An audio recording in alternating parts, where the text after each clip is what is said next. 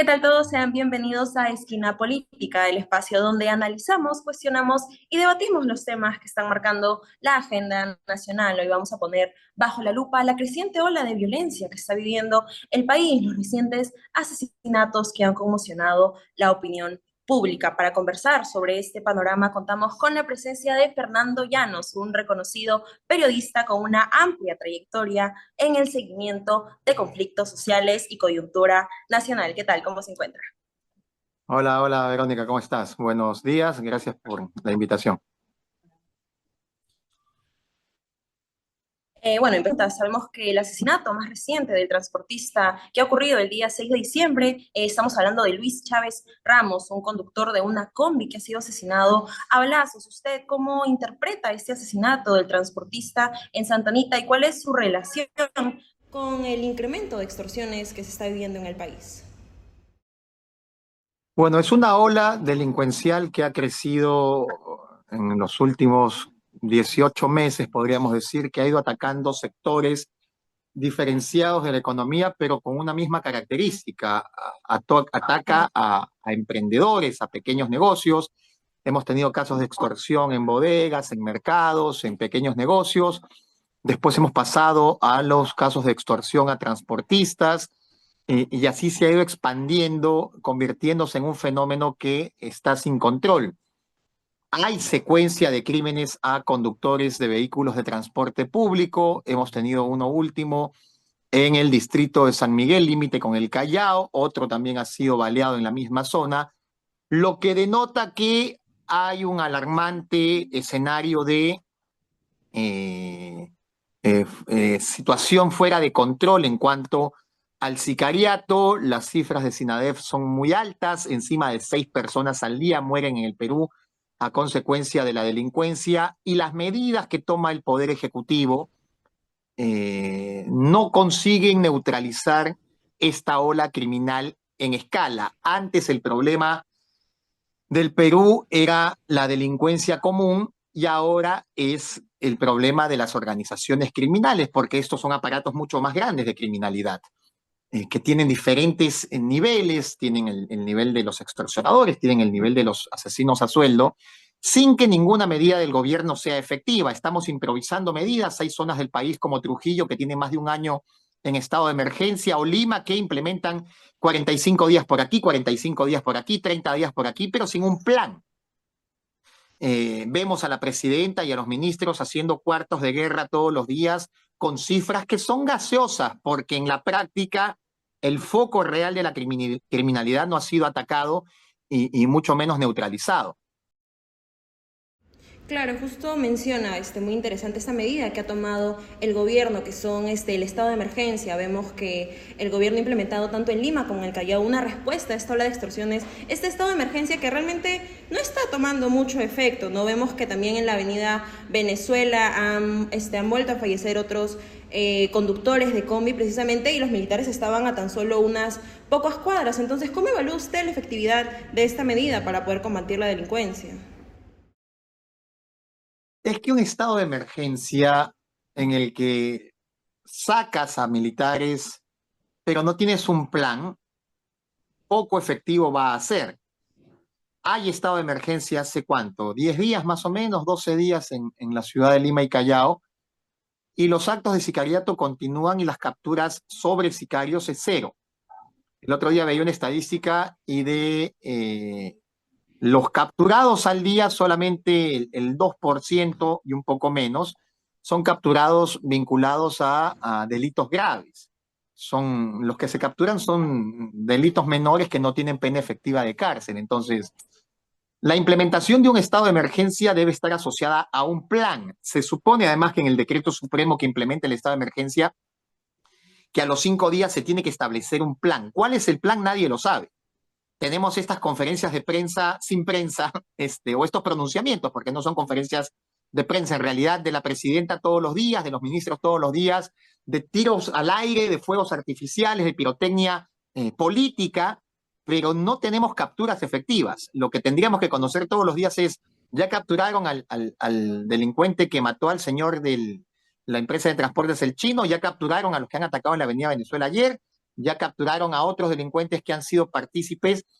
¿Dónde está el plan telaraña que viene a continuación de una acción criminal? Se supone que hay un plan y nos hablan siempre de cámaras y de dispositivos que permiten la localización.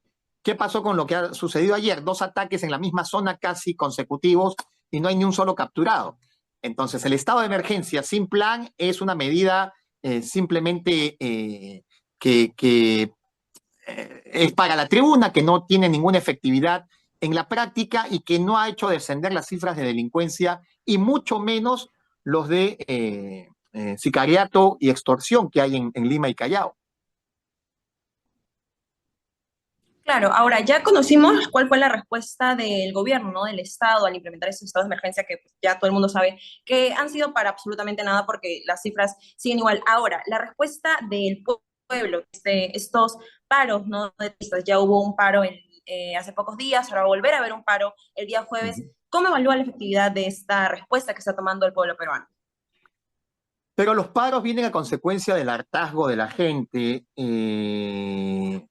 Son efectivos en tanto generen acciones de la autoridad. El otro día, tras la muerte de Paul Flores, tuvimos un par de movilizaciones grandes de artistas y de ciudadanos de sociedad civil, pero eso trasladado a los hechos, ¿qué efectividad tienen? El lunes hemos tenido un paro en Lima de una empresa o algunas empresas de transporte. Hoy tenemos uno en el Callao, mañana habrá uno, se supone, grande, pero el paro inmoviliza la ciudad. Pero ¿cuál es la respuesta a nivel de la autoridad? Lo que se busca con una paralización es que la autoridad tenga respuesta efectiva a la problemática que se tiene. Hay solución a la problemática, hay respuesta ante la problemática, hay resolución del foco de la situación que vive la ciudad. Pues no. Lo que tiene que hacer es generar este tipo de movilizaciones, un replanteamiento de la estrategia y tiene que generar acciones concretas que comiencen a reducir las tasas de criminalidad. Si esto no sucede, las medidas de paro cumplen su objetivo el día del paro, pero no cumplen su objetivo, que es que la autoridad tome medidas concretas.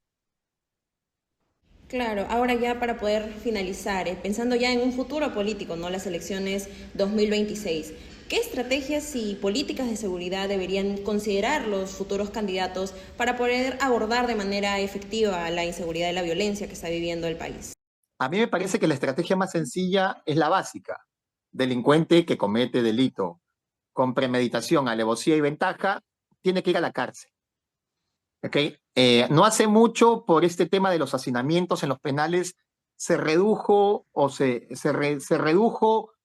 el escenario de prisión efectiva y entonces ya no hay prisión efectiva a los 4 años, sino a los 5 años. Todo aquel que tenga una pena menor a los 5 años no va a prisión. Y hay una serie de mecanismos que permiten que delincuentes que cometen penas que son superiores a los 5 años también eviten la prisión. Lo que tiene que suceder en principio es que delincuente capturado, delincuente detenido en un presidio, porque comete una acción con todas estas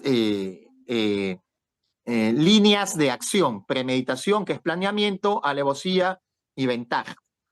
Si comenzamos a reducir la presencia de delincuentes en la calle, vamos a tener menos delitos en la calle. ¿Qué se necesita para apresar delincuentes? Tener penales. Estamos con un déficit de 50.000 plazas actualmente penitenciarias. Hay 90.000 presos y solamente cárceles para 40.000. ¿Se han hecho penales últimamente? No. ¿Se va a tener penales el próximo año? ¿Este año? No. Probablemente para el próximo sí. Hay que alinear policía, fiscalía, poder judicial e INPE en un solo objetivo, y hay que construir infraestructura para que los sujetos que cometen delitos estén en el lugar donde se ingresa a las personas que cometen delitos, que es un presidio. Tanto a delincuentes les dicen faltas, ¿no? Pero a quienes cometen estas faltas siendo menores de edad, como a los que cometen los delitos siendo mayores de edad. Pero la primera estrategia es: delincuente que comete delito, cárcel. Y a partir de allí Bueno, ya vamos a reducir la presencia de delincuentes en la calle y vamos a poder atacar los focos que hoy no tienen atención porque la tasa delincuencial es grande. Ya como última pregunta, ya hemos podido ver, ya se han soltado las listas, ¿no?, de los candidatos 2026. Hay bastantes rostros conocidos que están postulando a la candidatura. ¿Cómo ve usted el panorama político de estas nuevas elecciones y una futura presidencia 2026?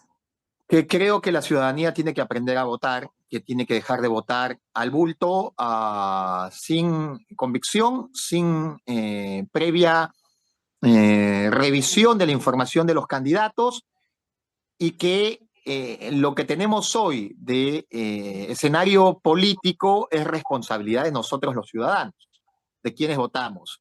Hay 41 partidos políticos inscritos y pueden ser 60, dicen algunos, hasta el 12 que se vence la posibilidad de inscripción de nuevas agrupaciones. Va a haber una cantidad infernal de candidatos a la presidencia, al Congreso, al Parlamento andino. Lo que tenemos que hacer como ciudadanía es elegir bien, y elegir bien supone asumir el compromiso de analizar quiénes son los candidatos, cuáles son sus propuestas y hacernos responsables del voto que emitimos. El peruano tiene que dejar de votar apasionadamente, emotivamente, y tiene que votar a conciencia. Entonces, hay previsión de quiénes podrían ser los candidatos. El único que se ha lanzado directamente es Hernando de Soto. Después tenemos algunos que se prevé que sean candidatos, tipo Keiko Fujimori, Rafael López Aliaga, Acuña, César. Algunos también anuncian a Carlos Álvarez, pero no tenemos confirmación de candidaturas todavía. Se cuidan mucho de no quemarse tan lejos de la elección. Pero lo que tenemos que hacer nosotros como ciudadanos es tomar conciencia de la importancia de nuestro voto, y que por alguna vez en la historia de este país tenemos que votar todos con responsabilidad, sabiendo a quién elegimos, para que no haya ministros presos después, para que no haya presidentes presos, para que no haya congresistas presos, para que no haya mochasueldos y congresistas de este tipo, niños y otros escenarios en los que los congresistas y los políticos van a cometer delitos, ¿no? Bueno, Fernando, eso ha sido todo por la entrevista del día de hoy. Muchísimas gracias por habernos acompañado. No, gracias a ustedes, Verónica. Un abrazo y éxitos en la universidad. Muchas gracias. Este ha sido Fernando Llanos, un reconocido periodista que nos ha acompañado para poder ver un poco más sobre el panorama que está viviendo el Perú en este momento tan grave, tan delicado de delincuencia. Mi nombre es Verónica y esto ha sido Esquina Política.